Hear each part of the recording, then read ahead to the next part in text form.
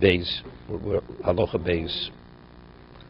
Mechaber had said there's no difference in Shabbos and Yom Tif. The only difference is Shabbos carries the death penalty. Yom Kippur is Koreis. And when you're not permitted to engage in like Muktzah on Shabbos, the identical laws apply to Yom Kippur. Okay? Then he spoke about preparing the vegetables or the food for after Yom Kippur.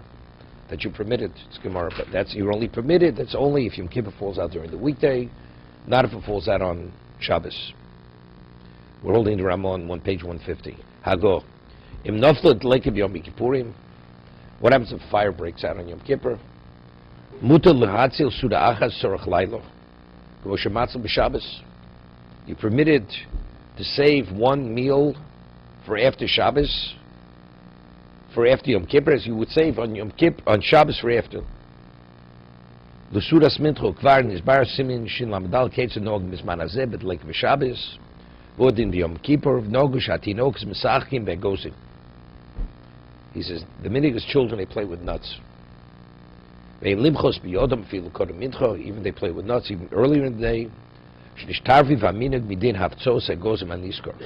Okay? He says, where did it come up?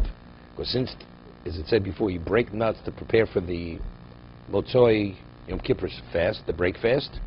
So parents, the mother engages with nuts. So that's where it comes from. Kids, children, they play with nuts. And the Gemara says, of course, when you play with nuts, it's like playing marbles. That's what they played. Walnuts. We used to play with filbert nuts. Filberts. So the problem is, you ever see these Italians playing in the parks? What do they call it? Bocce. So if the ground is not flat, the ball doesn't go straight, right? So it almost, without thinking, a person may actually even out the ground. So that's mashri gumos. So it's binyan. Because a person almost reflexively, he straightens it, flattens out the ground, so the whatever he rolls should roll straight. So it's binyan. Therefore, you're not permitted to play nuts on a surface that could be flattened. That could be, you fill in the depressions of the ground, right? That's the reason why one time, where you have communities that have earthen floors, you're not permitted to sweep the floor because you may fill in the depressions. It's ashru gumos, the Gemara says. But that's the reason why you don't play nuts. That's what he says. If the children choose to play, you don't say anything. They're children, so you're not mocher. You let them play. Let's see the Mishna Berura. Beis el b'shabshas dono. V'gam idno deino noig dini nefoshos. He says, although today we don't impose the death penalty, we don't have the death penalty. Kol mokum nafkamina lin kimli drabine. Right. No. Besides, he's talking about on a halachic level. Kimli drabine. If a person does an action, and simultaneously does that action, he causes a damage to someone, a financial loss. So we say that since at that moment he had a more severe penalty, and a less, he's absolved from the less. So the court cannot prosecute him for the lesser. I mean, he owes the man the money, but the court does not intervene to adjudicate the lesser offense. Right? That's kimle mijrab minei. Tachov b'chavir b'Shabbos. Potter, person goes and hits a person on Shabbos. There a person is in a fight, hits him, and he wants him to bleed. So there are two things. There's injury, but it's simultaneously tilas neshama. So since the act is kimle mijrab, is misas bezdin, right? Kimle mijrab mineg. So the court, although there's injury, which is financial, the court will not adjudicate that case. That's kimle mijrab mineg. Potter b'tashlumim da'afil chovet b'shogeg. We ruled that Chaimisa Shogeg, that even a person does not do it deliberately. Since on a deliberate level, he'd be absolved even on an inadvertent level, or Shogeg. Masha'enkim Yom Kippurim, Shembo Rakoris. Reb Nechuni ben Akona says in Ksubis, that just as they say Kimle Drabne by Mises Bezdin, one says Kimle Drabne even by Koris, but we don't rule like Reb Nechuni ben Akona. So he says, but on Yom Kippur, if a person would do something which carries the liability of Koris, simultaneously he has a financial liability, the court will enforce it. He'll have to pay that. We don't say Kimle Mijrab Minei. V'itur l'kanach yorok. Yesh shapirshu dahainu kniva, v'iknivhu shenoteg, o mechatei cha'olim min ha'klochim ha'tlushim, k'dei shlashvosam shimuchonim l'chatchom be'erev. He just arranges the leaves or detaches them. It's achona. Discussed this yesterday. He's preparing from Yom Kippur for a weekday. You're not permitted to prepare from Shabbos to after Shabbos. Here you're preparing from Yom Kippur for after Yom Kippur. He tiruk deshel tzorch lesak kol be'erev with a nafshu agum olav. Besides Tosis, because they allow this because a person will be nafshu aguma. He'll be worried with what's going to be, what he's going to eat. He won't be able to eat immediately after the fast. So therefore, it interferes with the Yom Kippur. Therefore, it's a necessity of the day itself. Vov.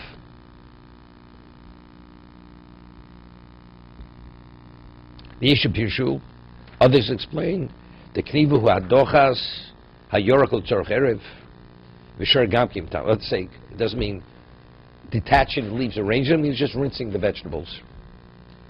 V'lefzoa gosim shkedei shimchonim l'tzorch sudas erev l'yitzorch l'tzorch behem l'achar, breaking open the nuts. But when do they do it? Min mincha l'malo, only in the afternoon. Tzoloma mincha ktano shu somach l'erev. Right, we have mincha gedola, which is a half an hour after chatzos, and you have mincha ktano, which is later. That's the time people normally they prepare the food for the evening during that period of time. But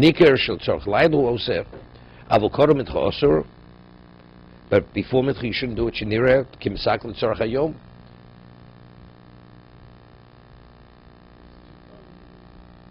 What? What? No, it doesn't. Mincha Gedola is referring to the time period. The time period that you would say, that's called Mincha Gedola. When do we print Abu Gashol Yom Kippur b'Shabbos lo itiru kadei shelo yovel lasos came b'chol Shabbos Hashanah lo'ochin b'yom l'tzorch halayla. People, what do they know? Yom Kippur we prepared Shabbos for after Shabbos. People do the same thing during the year. Yom Kippur, if it's just Yom Kippur, say, well, it was Yom Kippur. Yom Kippur is only once a year, so Yom Kippur you permit it. But if it be Yom Kippur and Shabbos, you permit it to prepare from Shabbos for after Shabbos. They don't understand the rationale. You know, I mean, wait 6 hours between meat and meat. Meat, you wait 6 hours. Why?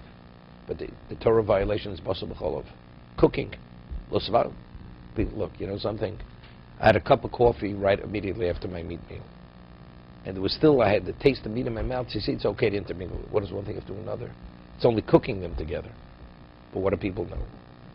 I didn't wait. There was intermingling, that and that. So it's all the same. So you have to contend with the mindset of people. The same thing. What do people know? Which Yom Kippur and Shabbos. But what are people going to draw from that? You can prepare from Shabbos for after Shabbos. So throughout the year, that's what they're going to do. He says, "Vo'idna nogu iser." The Mechaber says, but today we don't. He says today we prohibit it because people they start doing it earlier in the day. He said you're not permitted. Yeah.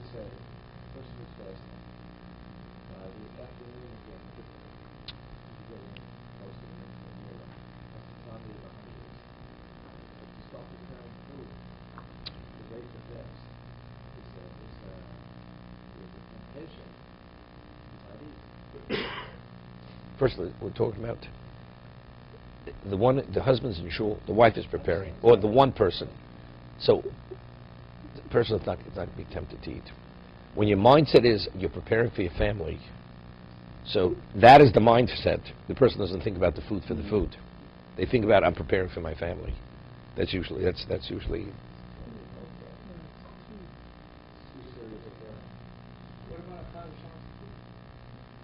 So that we discussed yesterday, right? The Mishna Berura says because of nafsha aguma, because a person on Yom Kippur feeling he'll have to wait to eat after Yom Kippur and be delayed, he's consumed with that on Yom Kippur. So it's affecting his Yom Kippur. So therefore, preparing is for the sake of Yom Kippur, not for after Yom Kippur. Not even a distraction. Nafsha aguma, there's a certain degree of like he's depressed.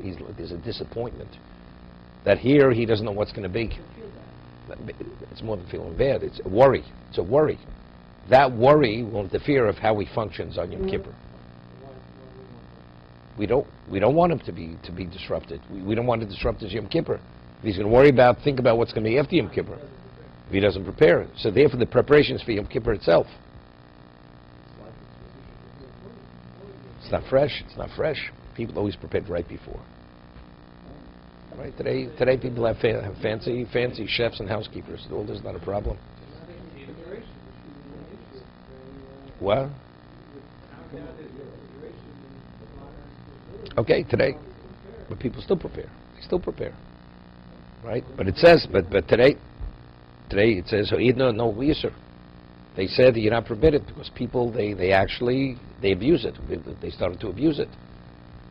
The sudas mincha rotzloma feel nofled like b'tzaray ma'achas she'ochlu sudas shachris. Tzachim goes and nafkal hashulchan. We only allow it. They should plate the nuts on the table. Lo agabi karka dos lashui gumos, as he says. Of course, concerned they may equalize the ground, fill in the depressions. Koshkosub simishin lametches. Isa achil b'yom kippur v'shira kamus is important.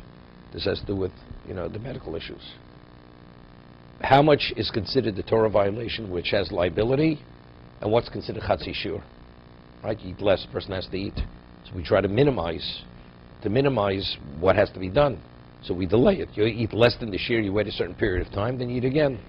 So since it's not eaten within that certain time frame, we don't combine the various small amounts of food that are combined. It's called kedei achilas pras. So for anything which is eaten within, let's say, the matzah we eat at the Seder, the Torah says you have to eat a kazayas. What about a person extends the eating of the kazayas over an hour? It's not considered he's eaten. It has to be eaten within a certain time frame. So we go l'chumra on both sides. When it comes to fulfill a mitzvah, we're not sure exactly what this time frame is. The opinion is from 3 minutes as long as 9 minutes.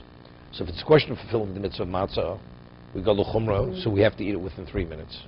When it's a question of eating in Yom Kippur, that it may be within 9 minutes, it's considered one eating.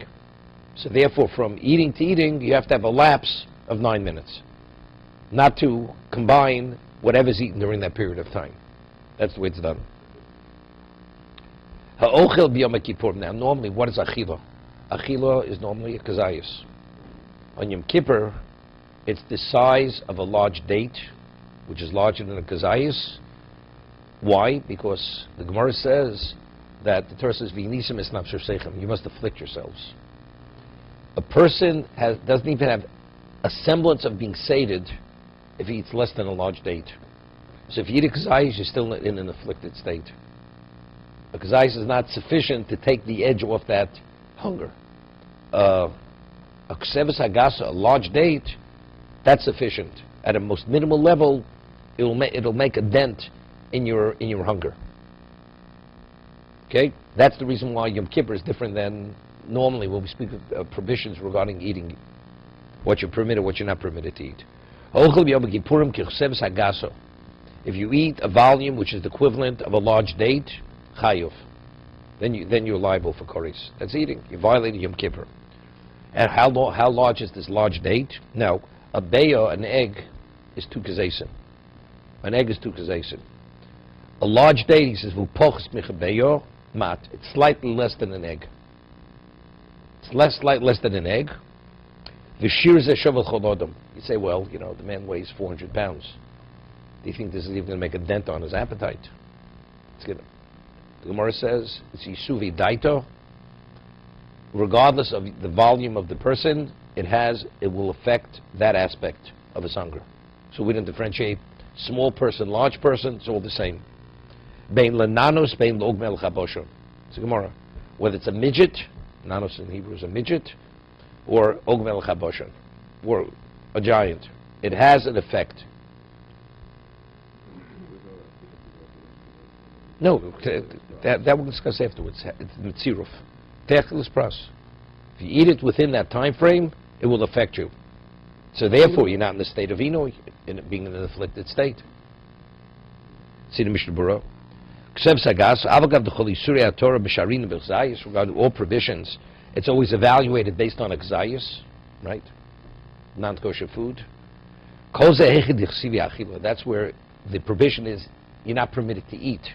Eating is kazayus. Masha'enke miyom kippur lo ksiv achila. Doesn't say you're not permitted to eat. Elo mona kosov es achila b'loshon inui. The Torah speaks about the refrain with an expression of affliction. The person who will not be afflicted. The less than koseves will not satisfy to any degree. The person will still be in an afflicted state. To be continued. The what? We'll get there. Here we're talking about. Liquid is the same. We don't differentiate. This is specifically... Revius is the same for everything. A nozik drinks a Revius wine, he violates the Nazirus. Drink a Revius and Yom Kippur, you've drunk. No, it's a question. It's a question. We go L'chumra too. Since it's a question, is it 9 minutes? Or maybe what it takes to drink a Revius? Right? Normally the person drinks a Revius in two gulps. Right? So if you deal with liquid differently, so it's easy. Right? You wait a minute. You could take another. You could drink again. Right? But if you say the time frame for liquid is the same as solid, then you have to wait the 9 minutes. Okay, we'll discuss that over here.